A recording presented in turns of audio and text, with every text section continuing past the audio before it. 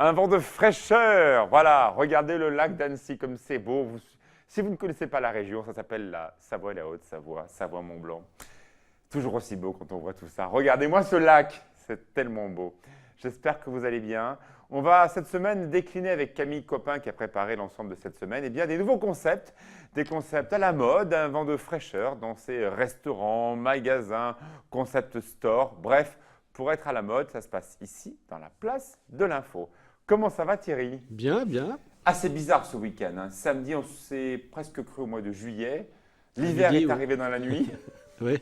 C'est fou. À midi, on était au mois de juillet, puis en fin de journée, on était au mois de Novembre. février. Quoi. Donc, Absolument incroyable. C'est comment cette semaine? On va se balader tout de suite à Val d'Isère avec la webcam du jour. Bon, il fait beau. Alors, ce matin, il faisait quand même un petit peu froid. On a un peu gratté sur les pare-brises, y compris d'ailleurs à Annecy. À Val d'Isère, un temps magnifique. On voit hein, que la neige d'hier est restée un petit peu sur les toits, mais il fait chaud. Oui, il fait extrêmement doux. Hein. On va frôler les 20 degrés en région de plaine ces prochains jours. Voilà, on monte à 12-13 degrés à 1500 mètres d'altitude, c'est quand même pas mal. Oui, les états de 0 degrés, ils ont entre 3000, c'est ça à peu Il est près? assez haut, ouais, il est très très haut. Il restera Wow. haut toute la semaine. Eh oui, voilà, quand on voit les premiers crocus, c'est un signe du printemps. Là, voilà, on est en Savoie-Mont-Blanc, de très jolis crocus que l'on retrouve évidemment au début de l'automne. Là, on les reconnaît, ce sont ceux du printemps. Pauline, on part dans les jardins aujourd'hui pour des sujets du JT? Exactement, on reste un petit peu dans les fleurs. C'est des jardins ravagés du côté de Cognac, vous le savez, depuis la tempête Eh oui. Zeus. Il y a eu beaucoup de dégâts le 6 mars dernier. Et du coup, l'activité est pour le moment au ralenti. Ils essayent tant bien que mal de faire fonctionner et de réparer tout ce qui a été cassé. Sébastien Germain est allé faire un petit tour pour faire le point sur ces jardins. C'est très localisé, mais il y a eu de vrais dégâts, hein, cette tempête qui a beaucoup touché la Combe de Savoie notamment. Deuxième titre, toujours lié au jardin? Alors, pas tout à fait le jardin, plutôt l'eau. C'est la Lesse qui est en travaux depuis... Ah, d'accord, l'aménagement de la Lesse. Exactement, tout à fait. l'aménagement de la Lesse qui est en travaux depuis un an, des gros travaux d'aménagement dans le cadre de la protection du lac du Bourget. 17 millions d'euros d'investissement pour agrandir cette rive. Olivier Boisson est allé faire un tour ce matin pour côté biodiversité. On est bien très sûr. diversité, très Cette plante et très trame écologique. verte qui traverse Chambéry, la Lesse. Exactement. Parfait, on va découvrir tout ça. Nous avons un élu, comme chaque lundi soir. Et oui, la gauche existe toujours. Avec nous, un élu du Front de gauche, Merci. Gilles Ravache. Merci. Le dernier bonjour. des Mohicans. À tout de suite. D'accord.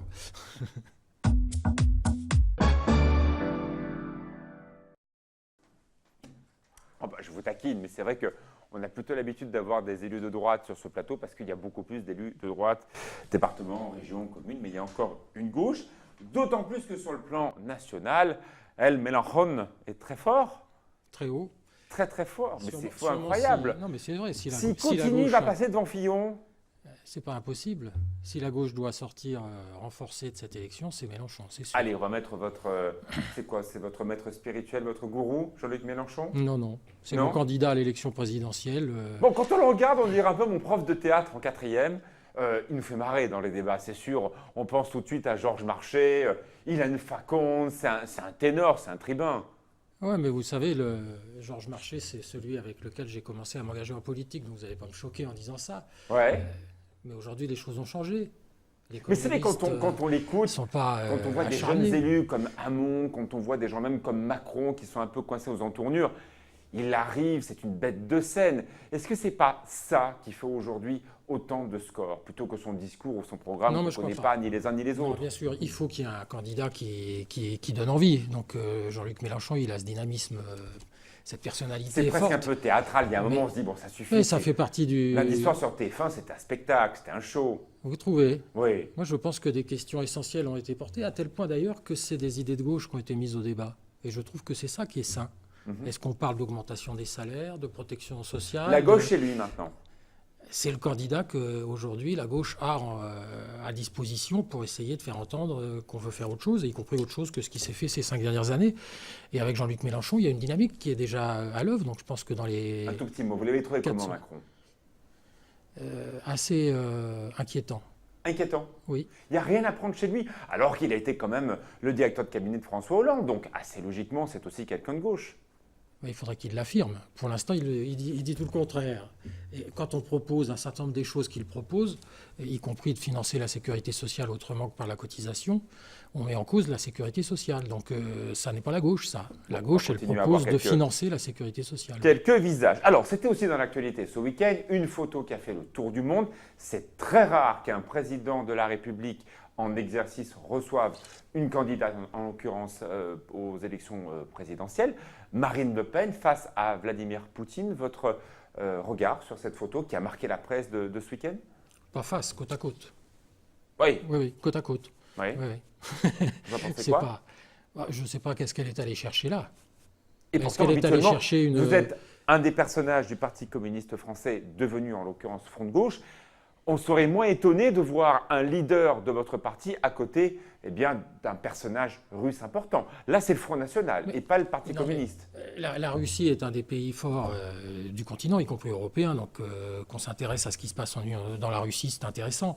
Pour autant, les communistes ne sont pas affiliés à la Russie, n'ont jamais été affiliés à l'Union soviétique, etc. C'est une image jamais tellement entendu un petit peu dépassée. Jean-Luc Mélenchon, comme d'autres élus de gauche et de droite, dit attendez, Poutine, ce qu'il fait, c'est compliqué concernant la Crimée, c'est compliqué sur tout l'ancien bloc de l'Est-Est. C'est très étonnant de voir cette photo. Et surtout, Jean-Luc Mélenchon n'a jamais tapé sur Poutine. Clairement. Ce que fait la Russie aujourd'hui, c'est ce qu'il ne faut pas faire. Ce qui s'est fait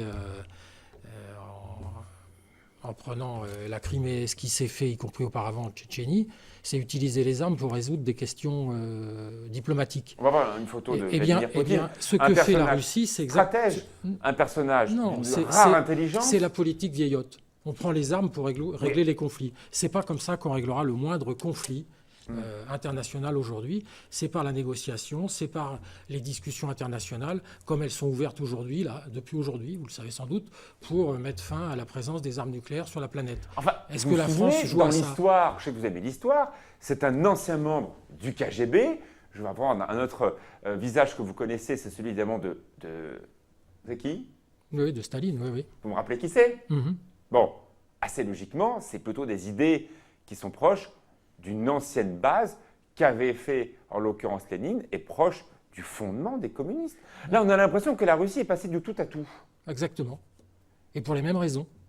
C'est-à-dire que quand on fait la politique en dehors du peuple, c'est très facile de passer d'une dictature dite au nom du communisme à une dictature capitaliste pour imposer les intérêts de quelques-uns d'une oligarchie. C'est très facile pour les mêmes de faire la même chose au nom d'objectifs qui sont totalement contradictoires. Dans cette campagne présidentielle, on parle très peu d'histoire, on parle très peu de relations internationales. Il y a des dangers partout. Erdogan, Trump, on l'a vu, Poutine, et aussi un autre leader qui nous inquiète tous, en l'occurrence le président de la Corée du Nord. Kim Jong-il, on va voir sa photo dans quelques instants, est un personnage qui n'hésite pas à multiplier les provocations. Même chose, Jean-Luc Mélenchon n'entend rien sur ce personnage-là qui pourrait potentiellement déclencher un conflit majeur. Je répète que si on veut régler les conflits internationaux qui se produiront nécessairement, nous sommes dans un monde où il y a 170 États, donc il y a forcément des différends. Il n'y a pas aujourd'hui de solution autre que politique, que par la négociation.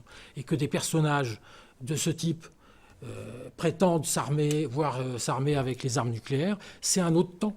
C'est un autre temps. Il faut maintenant organiser le temps de la négociation et du désarmement. C'est ce qui se discute aujourd'hui à New York. Vous êtes avec nous, Gilles Ravache. Vous êtes en tout cas en tête de file de ces élections présidentielles pour votre candidat qui est Jean-Luc Mélenchon. On va revenir aux questions intérieures avec une mesure qui aurait pu complètement être proposée par quelqu'un du Parti communiste français. En l'occurrence, un revenu universel. C'est l'idée de Benoît Hamon que l'on va voir dans cette image.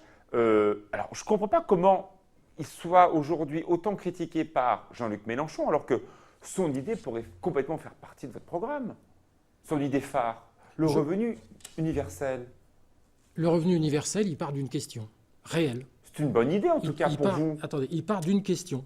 Il y a en France 9 millions de personnes qui vivent en dessous du seuil de pauvreté. On ne peut pas les laisser dans cette situation. Donc réfléchir à comment on fait sortir la population qui vit cela de cette situation est utile. Ça, c'est un débat de gauche. Proposer un revenu universel, ça se discute.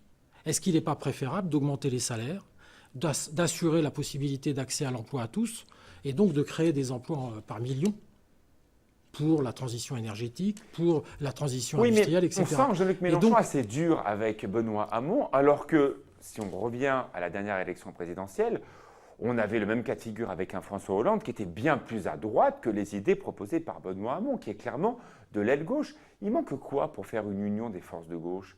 Là, clairement, ça, Benoît Hamon, il est d'une gauche Bien bien sûr, plus mais radicale. Ça Vous fait êtes d'accord? 1 an et demi que le Parti communiste dit une chose très simple. Nous n'arriverons pas à nous entendre sur la candidature en commençant par cette question. Nous ne pourrons nous entendre qu'en commençant par qu'est-ce que nous voulons faire.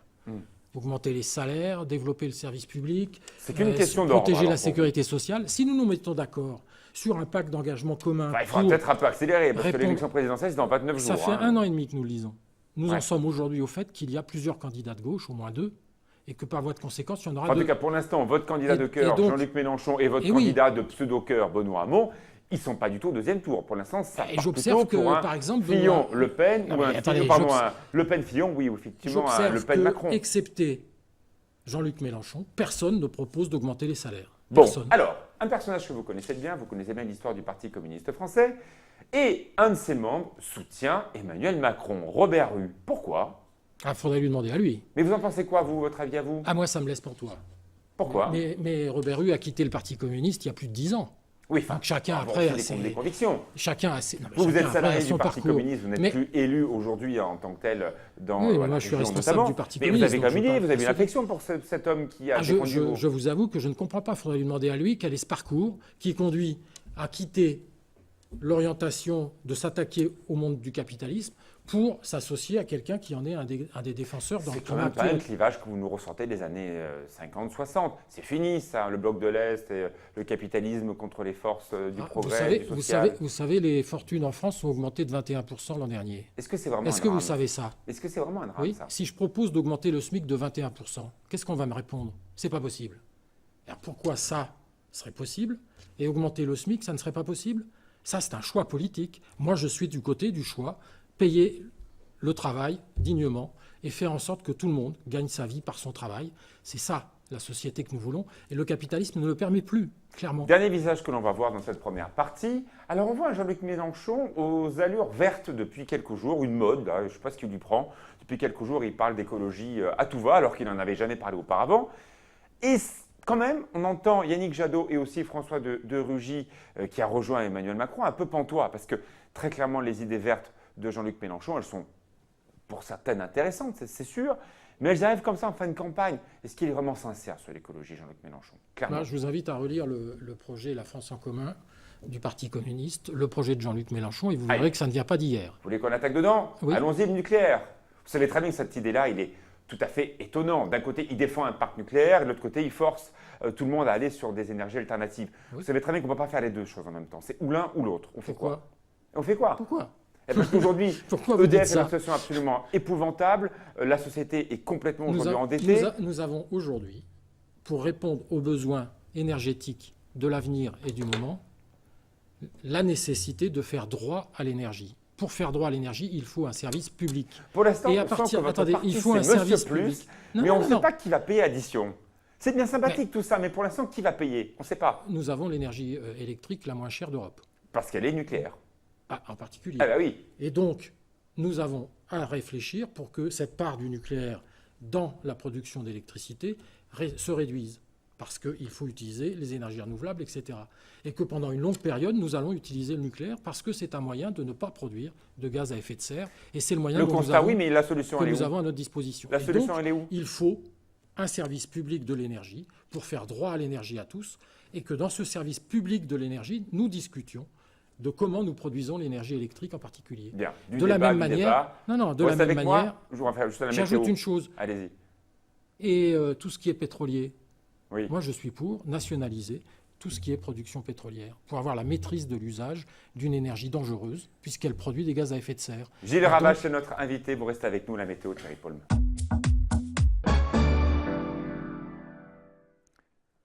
Nous parlons politique avec le patron du Front de gauche pour la Haute-Savoie, Gilles Ravache. Vous êtes révolutionnaire?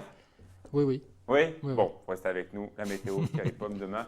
Pas très révolutionnaire demain. Il fait beau. Il fait beau, voilà. Magnifique. Pas de révolution en vue, avec juste quelques petits nuages, allez, pour faire joli, un peu de cumulus sur le relief l'après-midi, peut-être une petite averse en fin de journée possible sur le relief, mais rien de bien méchant. Sinon, la température, tout va bien également, on va pouvoir se faire bronzer, 21 degrés, vous l'avez vu à Albertville, 18 degrés sur Annecy ou encore sur Genève.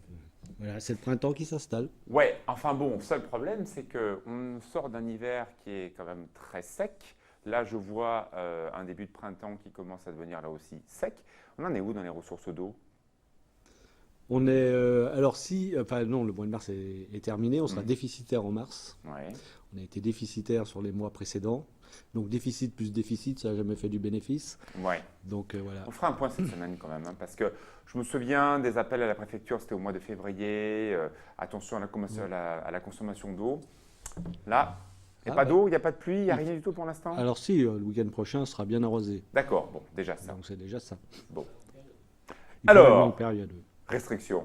Gilles Ravache, on va voir quelques images de ces grandes entreprises. On parle des concepts cette semaine sur 8 Mont-Blanc. Tout d'abord, Front de gauche, est-ce que c'est un concept? On va voir votre logo. Bon, là, vous n'êtes pas foulé, franchement. On a repris le terme, comme ça au moins c'est clair. Ouais. C'est un paysage installé dans le système politique français. Alors, il y a des partis qui font des essais. Marine Le Pen, elle est partie, elle, sur une idée de rose-bleu. Vous qui êtes un homme de gauche, forcément, vous n'êtes pas d'accord. Bon, les Républicains devenus avec un logo. Le PS, on ne sait plus trop quoi ressemble à la rose parce que la couleur a changé 20 fois.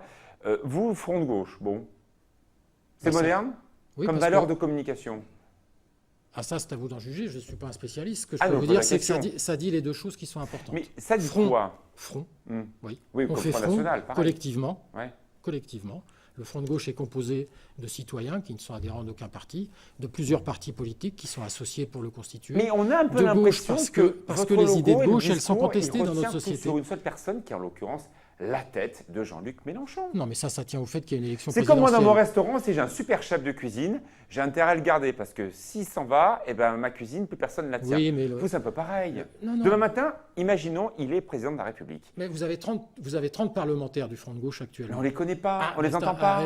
pourquoi Alors, on entend beaucoup Alexis, qui est son Oui, directeur de campagne, qui est effectivement plutôt bon et à l'aise, mais les autres, on ne les voit pas. On ne voit qu'une Oui. personne, c'est votre chef, Jean-Luc Mélenchon. Non, vous avez une personne parce qu'il y a un candidat à l'élection présidentielle. Donc fatalement, ça conduit à cela. Ceci dit, le Front de gauche, c'est une diversité. Et Ouais. c'est des dizaines de milliers de gens engagés. Alors, on parle des concepts. Des communistes, des gens du parti de gauche, etc. C'est ça le Front de gauche. Et c'est des gens engagés parce qu'ils veulent faire bouger les choses. Oui, On va mettre faire un autre front. logo très impérialiste et très américain. On va voir si vous avez des boutons qui poussent. Ce logo, Là, c'est très joli, le morceau de la pomme au-dessus. c'est vous. Apple, là, qui vient de construire et qui va inaugurer dans quelques heures ce plus grand centre, plus gros bâtiment mondial. Ça sera à Cupertino, donc aux États-Unis. Je me souviens qu'en 1967, si je ne me trompe pas, le modernisme en architecture, ce n'était pas Apple, c'était le siège du Parti communiste à Paris, qui est toujours aujourd'hui loué pour des grands défilés de mode. Magnifique siège. La modernité est passée de l'extrême gauche à des idées modernes de droite. À des idées complètement dépassées. Pourquoi? Parce que Apple est une des entreprises qui ne paye pas d'impôts. Et donc des entreprises qui participent par le travail de leurs salariés à créer des richesses et qui ne veulent pas en faire profiter les autres, ça c'est complètement dépassé, c'est un autre temps, c'est de l'impérialisme ça, c'est de l'exploitation. Apple fait partie de ces sociétés qui ne payent quasiment pas d'impôts. Pourquoi? Parce que des banques les aident. Alors, vous avez vu le rapport d'Oxfam qui a été publié aujourd'hui. merci pour ce rapport, Camille, troisième image que l'on va voir. Évidemment, votre parti est contre ça, c'est-à-dire en l'occurrence une dynamique des banques. On l'a vu, il y a des banques qui ne payent pas d'impôts. On l'a vu ce matin, c'était dans la presse. 20% des banques mondiales ne payent pas d'impôts, alors qu'une grande majorité d'entre elles, notamment des françaises, nous avons payé 700 milliards d'endettement public. C'était en 2007 pour sauver les banques. Aujourd'hui, les banques font toutes des énormes bénéfices. Pourquoi? Pour une bonne raison. C'est qu'on les a aidés sans contrepartie. Et on les a aidés à se sauver. Et nous avons en France deux banques, la Société Générale et BNP Paribas, qui font des bénéfices au Luxembourg 4 fois plus qu'en Allemagne, en Italie et en Grande-Bretagne. Ces banques-là servent l'évasion fiscale. C'est ces banques-là qu'il faut mettre au pas. On aurait dû le faire. D'ailleurs, je vous rappelle qu'en 2008, certains pays ont nationalisé leurs banques pour les sauver d'Istel. Ah oui, et ben moi je pense qu'il faut se poser la question d'avoir une emprise publique, là encore, pour l'intérêt général de notre système bancaire, pour un crédit qui serve le développement de l'économie, C'est bien quand on qui vous écoute serve parler, les moi j'ai enjeux l'impression que j'ai écologiques. 20 ans de moins, même 30 ans de moins. J'ai l'impression qu'on est tous revenus dans les années 80. On va tous consommer la même chose avec des voitures minimalistes. On va oublier tout ce principe de nouvelle économie et on va tous être pareil. Qu'est-ce qu'il y a de nouveau dans Non, le mais fait c'est de assez ne sympathique dans le Attendez, principe, mais alors, qu'est-ce qu'il y a de si est-ce que c'est innovant à novateur? ne pas Je sais payer pas. d'impôts? Qu'est-ce qu'il y a de si innovant à ne pas payer d'impôts? C'est quoi ça? C'est quoi cette modernité? C'est pas moderne ça. Ça, les capitalistes de tout temps. Leur but, c'était de ne pas participer à l'intérêt général pour pouvoir garder tout pour eux.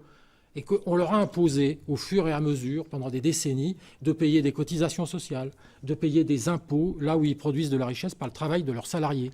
Eh bien, il faut maintenant poursuivre cette modernité-là. Revenir à l'esclavage, c'est complètement ridicule.